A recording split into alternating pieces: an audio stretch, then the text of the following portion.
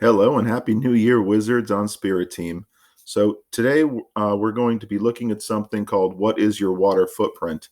This is because the new unit we're studying has to do with water and water consumption as a big part of it.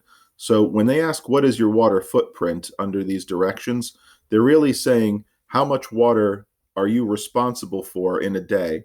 Not how much you drink, not how much you personally use, but basically how does the way you live your life impact the amount of water, fresh water that gets used per day? I'm going to warn you, you're going to take this quiz and it's going to kind of shock you. So the first thing to do under these directions is check the hyperlink where it says the water footprint calculator.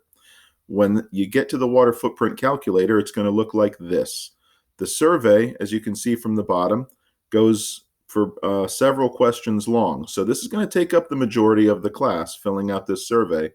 As you fill out this survey, though, there's going to be some tips for and things to read at the top and bottom and sides of the survey. Just going to kind of clue you in on water, how it's used, and the water that we don't consciously use. So as you fill out these questions and click next, so for me, I've got 4 people in my house. Next.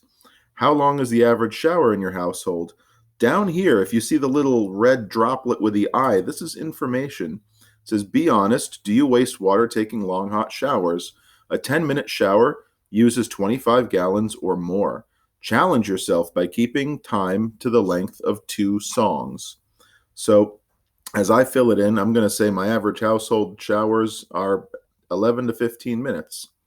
Do you have low flow shower heads? And then information. If your home was built or remodeled after 1994, you probably have low flow shower heads, which flow at about 2.5 gallons per minute compared to the standard gallons per minute or 5 gallons per minute or more.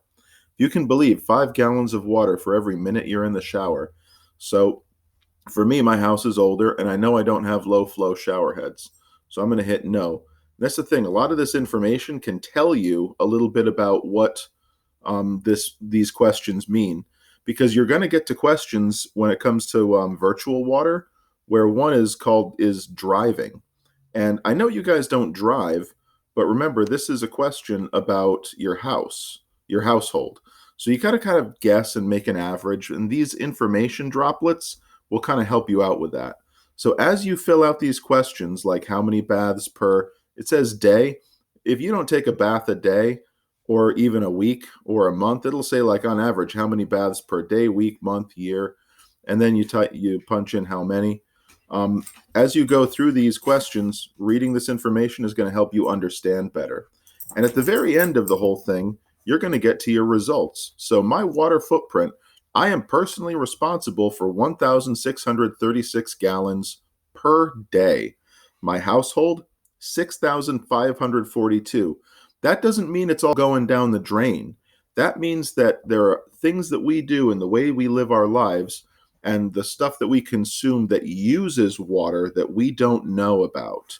This is including like even the clothes that we buy and how we recycle, or if we don't recycle, our bottles, cans, plastic, paper, and clothing. So the US average is 1,802 gallons per day.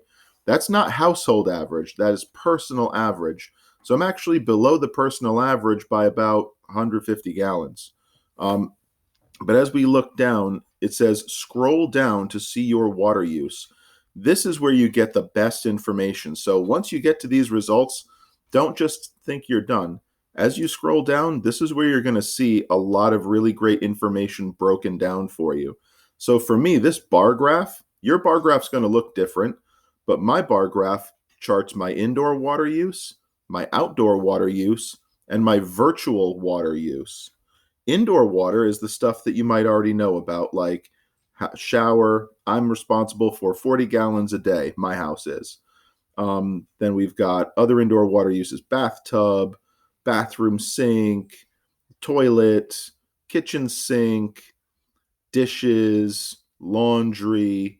And then this gray water system, most people don't have one. If you do have one, you know about it.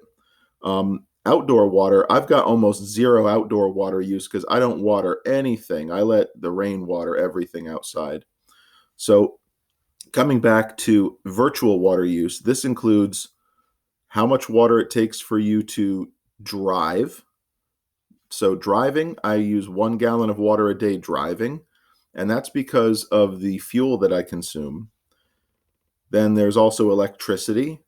So these are the areas where you're going to see higher bar graphs because these aren't the things that we think about when it comes to water use so much.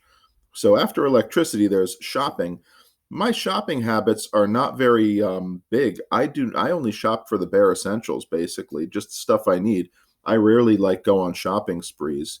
And then this also includes recycling. So because I recycle all my paper, I'm actually in the negative for some gallons, which means I'm helping conserve water by recycling paper, by recycling plastic, by recycling bottles and cans, and by recycling fabrics, by donating them and trying and giving them away or reusing them, like taking old towels and turning them into rags. Now, the last one here is my pet food, which I have one dog, and I buy him a 40-pound bag of food, which lasts him just about 4 weeks. And that means it takes about 83 gallons per day to feed my dog 1 pound of food. That's pretty surprising. This big bar graph you're wondering, this is the bar graph that a lot of you are going to have as the biggest. It's going to be surprising because if you are not a vegetarian, that means if you eat meat, this is my bar graph. I eat meat, an average of 2 meals a day has meat on my plate of some sort. Chicken, fish, bacon, whatever, what have you. So my diet is responsible for 939 gallons of my overall consumption per day. And that's because it takes a lot of water to grow the food to feed the animals that end up getting slaughtered. Slaughtering animals takes water, growing the feed for them takes water, transporting the feed for them takes water. It's an amazing amount of water to produce meat. And so that's what I'm responsible for as far as water goes. That's my biggest water consumption. A lot of you are probably going to find that too, but it also kind of depends. You might have parents that have a really long commute every day. And if they drive like an hour round trip every day or 2 hours round trip, they might be driving over 1,000 miles a week. As you scroll down, you're going to see it broken down even more with more information. So under my household, I've got shower, bathtub. It tells you how many gallons that I use per day versus the US average. So showering, I use way more than the US average per day. Bathtub, I use twice as much. And as we scroll down here, I'm going to go down to my virtual water use because I want you to find your highest bar graph. And when you find the highest bar graph, come down to this itemized area here and look. So my diet, that was my highest bar graph. That was the 939 gallons a day. Now, it looks like the average is 1,063 gallons. So I'm below the average, but still, that's a lot of water. This is the area where I could probably drop some of my water consumption the most easily by changing 1 or 2 habits. And that's where these tips come in. You do not have to read the tips for every single category, just the ones you're really interested in. I will say this, your indoor water use, those tips, you can very easily reduce your indoor water use by following these tips. Outdoor and virtual water can be more difficult, but because my highest consumption is my diet, I'm going to click on the tips there, and that's going to bring me to this tip page that says eat lower on the food chain, which means eat more vegetables. Not that I don't eat enough vegetables with my meat, but they're saying make your diet a more vegetable-based diet instead of meat-based. One of these suggestions is try Meatless Monday. Just 1 day a week would reduce my meat consumption by 1/7. That's pretty big. Choosing pasture-raised products is better than choosing grain-raised because pastures, they kind of wander around, and most pastures are sky-fed by rain. So that saves on irrigating crops like corn and soy to feed the cattle or the chickens or any other animals that I'm eating. And I eat a lot of animals. Avoid processed foods. My doctor would say the same thing because those just aren't good for you. We're talking about canned Spam and stuff like that. drink one less cup of coffee per day. Well, they can take that advice and just throw it right out because that's not going to happen for me. But this is one area where I have really reduced my consumption. I've stopped eating nuts as a snack because of the amount of water they take. That doesn't mean never, but that means I don't eat them daily anymore. Plus, there's a lot of nuts are high in allergens, and I know people and I have students who are allergic to nuts, so I don't feel safe bringing them into school to eat anyway.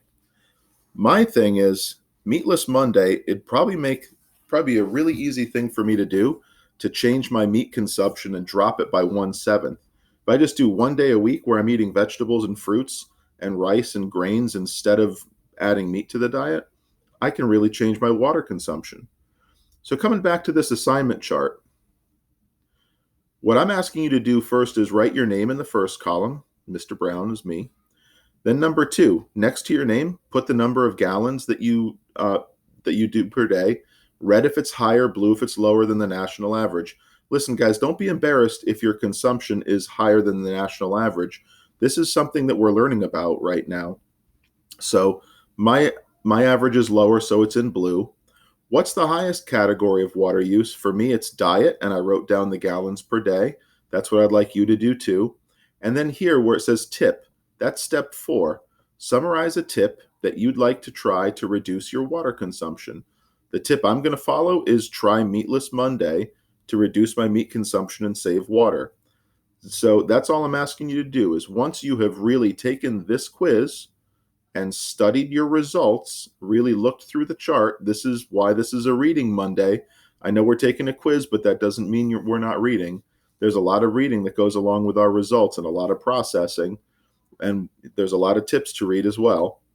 Once you've done all that, all you need to do is fill out one of these rows in the chart with your name, gallons per day, highest water use, and a tip to follow. Once you've done that, you can log off because that's all you need to do to get credit for today. Thank you very much, folks. Have a great day.